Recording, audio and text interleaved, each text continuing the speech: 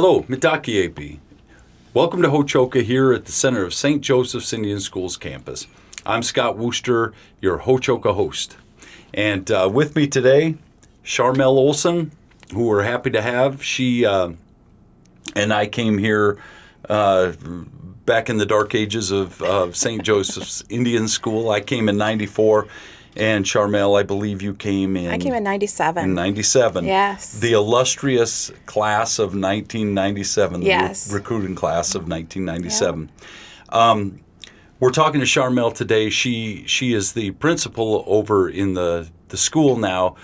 But I'm going to take you back to the beginning in 97. And I talk about that class where you came in when your probably best friend at that time that you met during that time was Candy Lewis, right? Well, we met here. You met when you came here. in. Yes. In the class of 97. Yeah. One of our former other staff, Christy Armstrong time or Kufka later. Yep. That's who brought me here. Okay. And so then, made lots of friends. It was a big class that came in that year. Yep. We had counselors, we had teachers, we had all sorts of people. And the Andersons came in on that class, Yep. Cindy Knipling. So there was a lot of us that are still here. Yeah, that came in that year. So. And so when you came, you probably, I don't know, maybe you did. Did you have your eyes set on being the principal? Oh, heavens no. Okay.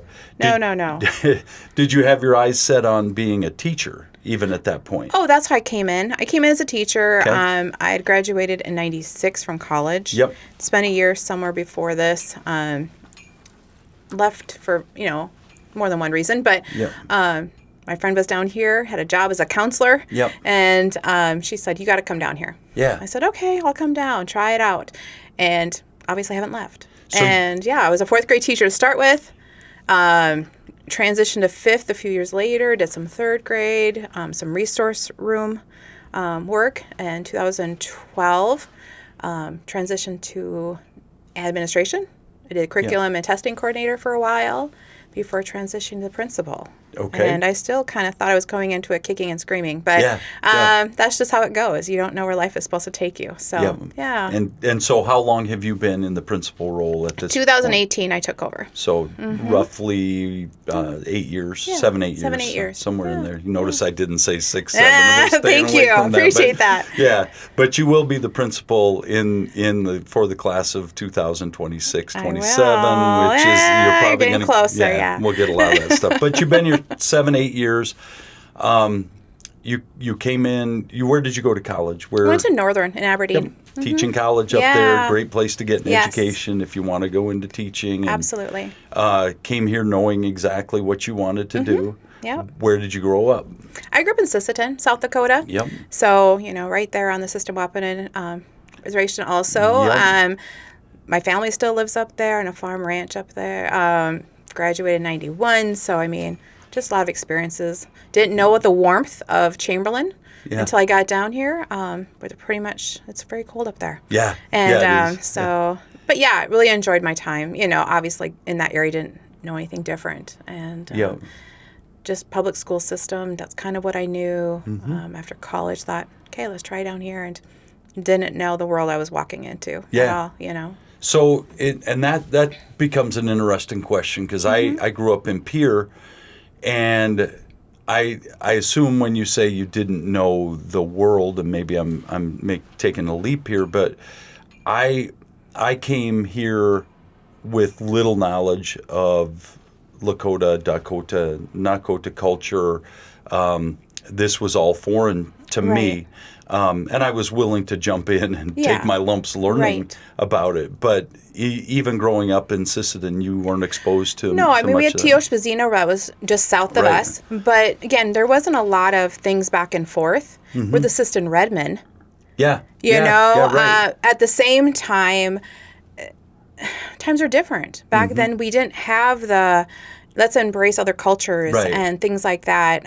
Things I would find very different now. I think back to our homecoming ceremonies and the things that we were able to do that I'm like, wow, that was really in poor taste. Yeah. But that was just, everyone did that. Yeah. And since now they've changed over the years, certainly to be much different. Yeah. But no, it wasn't. I had classmates certainly Yeah. that were Dakota, Yeah. in that's the area, that's Up what in they that would be. area. Yep. Yes. But didn't really know the culture well, other than just, okay, we lived around that, and I rode on the bus and had friends that certainly were, neighborhood and from that area, but didn't really know the culture itself until I come down here. Okay. And so but did you know at an early age that you wanted to be a teacher? All my life. Okay. Probably, I remember in kindergarten, like, this is it. Really? And didn't give it much thought. I mean, when everyone was deciding where to go to college, I'm like, I'm just going to Aberdeen like my grandma did. Yeah. I'm going to be a teacher. Yep. I mean, I just didn't, that's what it was. Always what you were going to do. Always was going to do. Okay. Yeah. Okay. So you come here, you obviously must have fallen in love with the place as a teacher, teaching fourth grade. Well, I mean, I think you go into, teaching is so different now. I mean, I was one of how many applicants probably, and I was, back then there was not a shortage of them. Right. And so you go into thinking, okay, this is different. Yeah. Right? And like most of us, you come for a job, but you stay for the mission. And that is true for me too. Yeah. I mean, once you kind of get to know the kids, get to know our system, what all we can do that is so different than anywhere else. Yep. Our circle of care, I'll throw it out right now, is totally unique. Okay. And the school I worked at before then, I'm like, all I could think of was I could have brought a couple kids with me. Mm-hmm. Right? You didn't know what their evenings were like. You didn't know if they were going to have food at night. You didn't know if their basic needs were met. Yep. And let alone bouncing off the walls when they came to school, you know, for how many different reasons. Yep. And I knew they were a family because, their family rode the bus with me before I went to college. Right. And so I had some insight, but it was really hard, to have all these unknowns then. Mm-hmm. Then I come here and, the communication styles we had, the types of meetings, if you remember way back then, we had our once a week early morning meetings, and we knew so much more about the kids, what their night was like, what their day is like, did they need to go to the health center? And I know we've evolved that way too. Right. Everyone had counselors. Yeah. I mean, if I worked at a public school, even now, they don't have counseling for everybody. No one has what we have, right? And so we're one piece. The school's one piece of a pie here, that circle. Yep. And we all take turns. Yeah. Having who's important when. Sometimes those kids need more counseling than they need education. When they feel better, they're going to be able to do better. Mm-hmm. Same thing with all the rest of the areas, and that's really the beauty. And so once you've invested and you've been here long enough, I mean, it's hard to walk away and say, well, I could do it somewhere else. You can't. Yeah. There's no other school like us that could do that. Right. And it is truly a beautiful and a blessing. Yeah. For our families and our kids and what we can do, not just in the moment when they're with us, but beyond. Yeah. And how can we help them and help them all? Yeah, and there aren't a lot of places that have what we have. Public schools certainly don't have that kind of situation. No. In the school, just speaking of the school right now, where you and I should probably clarify that where you are in the school, it's 1st through 8th grade. Yes. Once they leave you in the 8th grade, they're going on to the public school. They remain in our homes. Yes. But they go they're bused up to the public school. Right. Is there anything unique about our school, 1st through 8th, that would make us different than a lot of schools? You're educating kids as a principal. You have to follow a lot of standards, I would assume. Right. I mean, we're state accredited, so there's certain things I need to, follow along that line. But the beauty is we're also private. Mm-hmm. So there's things, whether we allow special ed services, resource room, those rules that maybe apply to a public school, how and when we test, how do we find out what those students need, I can fast track that a little differently. Yeah. Or I can have students in some kind of resource room that helps them a little bit sooner and said, okay, let's help you. Let's see if you need that testing. Do you need that extra help? Is it a short term? Because when they come to us, not all kids, but some of them come to us behind. So is that a quick, let's just close that gap? Or is that something that ends up being, okay, this is more than just miss some services, miss some schooling, is attendance poor. Sometimes it is more.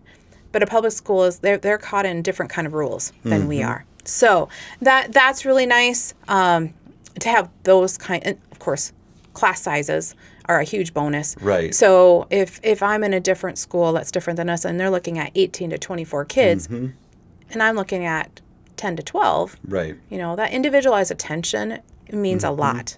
Yep. Yeah. And you said it before. You kind of hinted at it that here we're so unique that our teachers know exactly what kind of night the kid had right. before they come into the classroom, because the house parents are walking in and having that conversation with the teachers. As a counselor, I'm reading it in the logs. It's hard to flag something for one of the counselors because chances are we already know it from the logs, or there's a way you get that information. And it is so unique. And sometimes we complain that we don't get communication or have enough info. But I'm telling you, if there's a better way to do that, I'd be curious to see where it is, because we do that well. I would agree with that. And outside even just academics, even the social emotional learning. Right? I mean, we have a student coordinator, we have counseling. Because of our logs, we know of things quicker, and still sometimes it's not fast enough for families or other people. Like, we didn't know that. We'll address it as soon as we know about it, right? Yep. But I think about, we have kids in the school system. A lot of times, there's no way they can manage all of that. Right. If a kid needs to learn how to regulate their emotions, and we have a place. Yep. How do we teach them to do those things? Yep. And that might come before academics or come before something else, because they need those skills too. Yep. So bullying is going to be out there. We have other things that are really important out in the general society. But here at least we can say, you know what? Let's talk this out. Let's teach everyone some skills. Both sides of this. Yep. We all hold a piece to that. Yeah. But there's no way other schools have time for it. They just don't. Right. Or their fixes, they need to go home for a few days. Yeah. Whereas we can help manage that and mold and shape those behaviors. Yeah. To hopefully, learn those skills so they don't have to do it again. Or they have, what do they need? Yep. Sending a kid away for 3 days here looks a lot different than it does in another school, because they're going back to a home probably here on campus. Yes. So that shakes out a little different. You can manage those things differently. And even if they were out of class for 3 days for a behavior or whatever that may be, there is consequences, and we need to teach those. But they're probably still seeing their counselor. Yeah. They're visiting with their RC or to the student coordinator, whoever the person may be, and says, all right, what do we need to do differently next time? How do we atone for those stuff that we've done. Yep. And that I work with the high school program and with those kids up there. If I have a kid who makes a mistake and ends up out of school up there for, typically it's a starting offense is about 5 days. Yeah. They and they get sent home. I think it's 60% is the best they can do on any assignment they turn in. Right. And they're trying to turn in assignments from Pine Ridge, Rosebud, Eagle Butte. It makes it really tough for a kid to come back and be successful. And I'm not harping on Chamberlain. I'm not harping on public schools. It's just the nature of what they have. Yeah. With us, it's a whole different thing, and you can hope that your kids aren't left behind. Right. 2 big things I want to know from you. Yes. As the principal of the school. Yes. What is the best part about your job? Oh, geez. That's one thing. Okay. All right. You want me to answer right now? Yeah, please. Okay. Yeah. I thought you were going to give me both of them and then go from there. Well, you might predict what the second question is going to be. That'll be the worst part. Well, I say there's a couple things. Best thing about my job. One thing, I get to see everybody. I do. I want to know every kid's name, everybody on campus if I can. Who are they? What's their role into the beauty of St. Joe's? Yep. Whether that is, hopefully getting to know even development better. Without them, we're not us, and provide the services we have. So how does that work? But certainly within child services, we all hold a piece to our students' lives. But to watch all the kids grow in all the different facets because of our communication through all of, residential and counseling and health center. And I have the privilege, let's just say that, privilege of knowing all of that for each student here. It's a beautiful thing. Yeah. It truly is. Best thing. Okay. What's Okay. the worst thing? Oh gosh, I don't know if there's a Or worst the hardest thing, maybe. Hardest thing is sometimes, you always want people to. Do you realize? Sometimes it's easy to forget. When you're locked in the stuff you're going through, stuff you're doing. Do you realize what decisions you're making will impact you long term? Yeah. What if the student or family decides to leave and you're like, oh, just a little bit longer. Right. Right? Yeah. So we just need a little more time. Yep. Or that kid we wish we would have had a few years earlier. Yeah. Those are the hard things because you want to do so much more. Yep. And we know we have limited time. Yeah. And we have a few kids like Hihaka the other day who've been here since first grade. Right. But that's a true gift. This eighth grade group, I think we have 4 or 5 kids who have been here since first grade. Yep. But that's a rarity, right? And so when we get them such a limited time, the hard thing is letting them go. Yeah. Letting them hopefully fly. Yeah. We've given what tools we can, what seeds we've planted. You hope, but sometimes the worst thing is, waiting. Yeah. Seeing how that's going to turn out for them. Yep. Seeing how it will blossom. Yes. Because they do become kind of like Yeah. our own They are. kids. They really, it's a 100%. family here. Yes. There's no doubt about that. So my last parent-teacher conference, I think there was 6 moms sitting there, and I had them all as a teacher, and I'm like, oh, my babies have come home. Yeah. Right? And that's yeah. the thing. It's just a beautiful thing. Yeah. Yep. Absolutely. Okay. So one thing before we sign off. Yeah. Catholic Schools Week is coming up here It pretty is. soon. End of the month. End of I January. think 26th to 30th, I think, is our days. Yep. It's that Monday through, yeah. Give me a quick blip on what that means exactly. So we're going to celebrate, obviously, Catholic School Week. It's a national thing. We have a variety of activities we hope to do to celebrate mission, leadership, service. How can we do that? We're hoping students are going to pay it forward a little bit and we're going to do some things. We're going to end the week with our spelling bee and some other competitions we do annually for that. We'll start with a prayer service, of course, and the code of mass on Sunday. Yep. So just having some unique things that hopefully not only staff can be recognized, but students too. Yep. Awesome. Yeah. Thank you very much You're for being on welcome. the program. And thank you for being at St. Joe's all these years. Thank you.